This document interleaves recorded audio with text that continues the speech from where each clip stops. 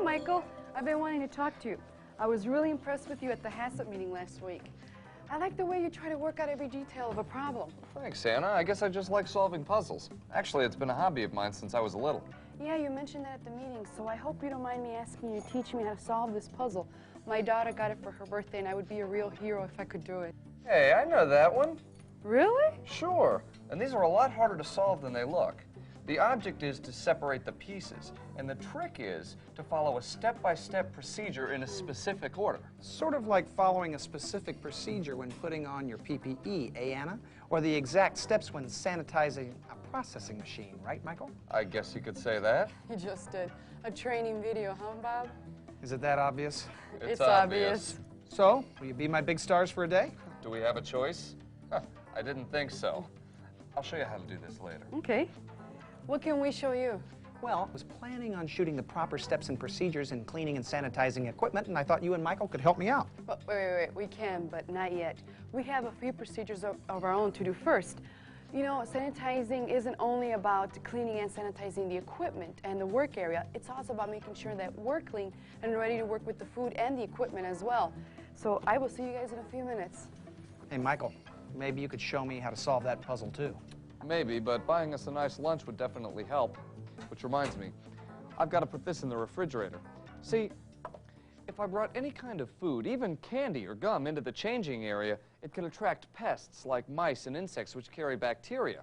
They could contaminate our work clothes, and then we could contaminate the food we're processing. I'm set. Let's go.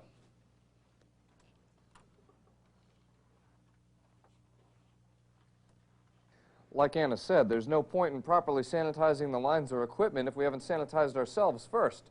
Come on. Lead on. Ready? Watch closely. I'll show you the right way to wash your hands so you'll eliminate as many microorganisms as possible. In fact, I usually do it twice. First, I get the water on as hot as I can stand. Second, I use the antibacterial germicidal soap or sanitizer my company provides. 3, I make sure I scrub. Really scrub to make sure the soap covers every part of my hands. 4, I clean in between my fingers. That's a place where dirt and germs could hide. 5, I'm very careful to clean underneath my fingernails. I use a nail brush. I'm especially careful to clean underneath my nails after using the restroom. That's a place where fecal matter could hide and contaminate the food I'm working with. Now, the 6th step is to rinse my hands thoroughly in hot water, making sure I get off all the soap.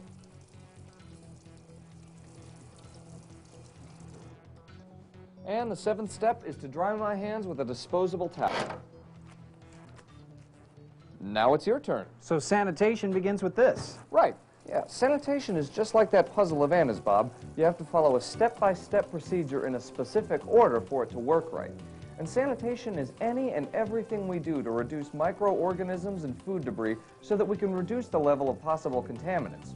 We clean and sanitize our work areas, the lines and machines, and any personal equipment we might use, like knives, cutters, and arm guards, and ourselves.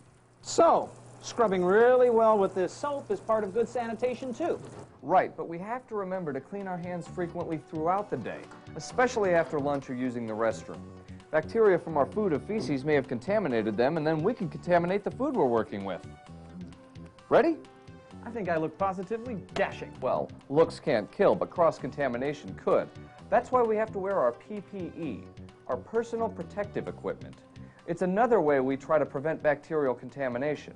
Of course, depending on the job, we might also wear gloves or aprons. And the order in which we put on our PPE is also very important. I have to admit, you've given this a lot of thought. Well, hand washing removes most, but not all of the bacteria on our hands. So, for example, we wash our hands, then we put on our gloves, and then we put on any other PPE, let's say an apron. But if we put on our apron first, it could spread any remaining bacteria from our hands to the apron to the gloves. Cross-contamination, and like Anna said, Sanitation isn't only about cleaning and sanitizing equipment. It's about making sure we're clean and ready to work. Of course. It's so simple. It's just like you were saying about solving the puzzles. Follow a step-by-step procedure in a specific order. Cleaning and sanitizing equipment is also a step-by-step procedure. Now, what you just said, Anna, that's important to understand. Thanks, Michael. I hate to admit it, but I'm not sure what it was I said that was so important. I heard it, Michael. Anna said the equipment is to be cleaned and sanitized. Very good, Bob. When the sanitation crew cleans the equipment, they clean both the equipment and the work area. Their goal is to remove all the food and soil residue which would provide food for microorganisms to grow. This prevents the microorganisms from contaminating the next batch of food processed on that equipment. The cleaning crew does a thorough cleaning and sanitation, but it's still our responsibility to clean our work areas throughout the day. You raise a good point, Michael. There's a lot less chance of cross-contamination if we make sure our equipment and our work areas are clean all the time. Bob, most of the time our sanitation standard operating procedure calls for a 3-step process. And that first step the sanitation crew uses is called the rough clean, where they wipe off all obvious food residue.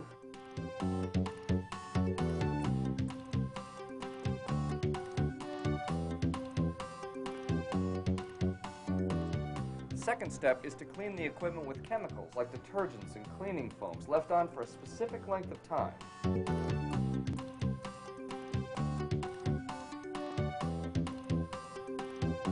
Now, what you just said is really important to understand, Michael. Oh, thank you.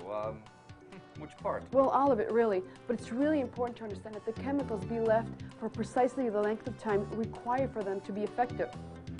And that you use the correct strength. Just like the puzzle-solving trick, follow a step-by-step procedure in a specific order.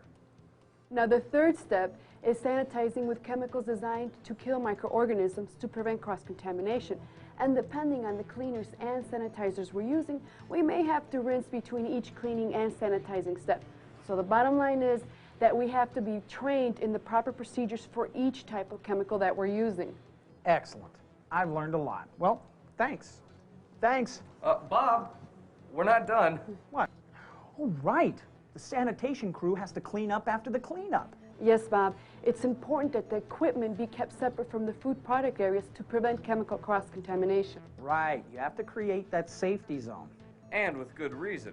Some of these cleaning supplies and sanitizers could be dangerous if they got mixed in with the food. And to prevent something like that from happening, you need to keep these supplies separate from the food processing area. Right. In fact, you want to keep any dangerous chemicals like rodenticides and pesticides far away from both the raw and processed foods, usually in a marked storage area to prevent, well, you know.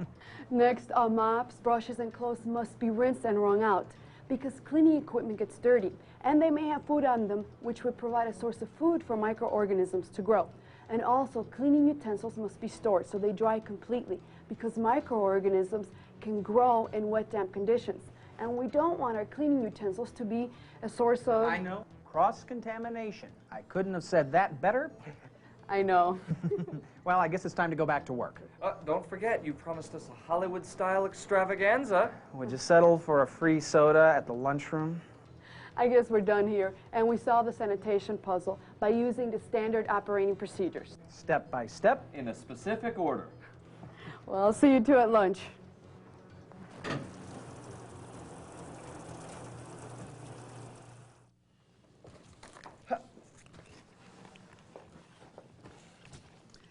Okay, I'll make you a deal. I'll give Bob half my sandwich if you show me how to solve my puzzle. What puzzle? Proper sanitation? You're starting to sound like him. No, this one. Tell you what, I'll do even better. Here. Thanks, I owe you one. Yeah, just wait till my agent calls with my bill for starring. Co-starring. I'll have my people get to your people on that, okay? Okay. Now, the object is to separate the pieces, and the key is to follow a step-by-step procedure. First, I turn this back, then this, and voila. Wow, you make it look so easy. I think even I could have done that. It's just like proper sanitation here at the plant. If you follow step-by-step procedures in a specific order, it is easy. Michael, you really are starting to sound like me.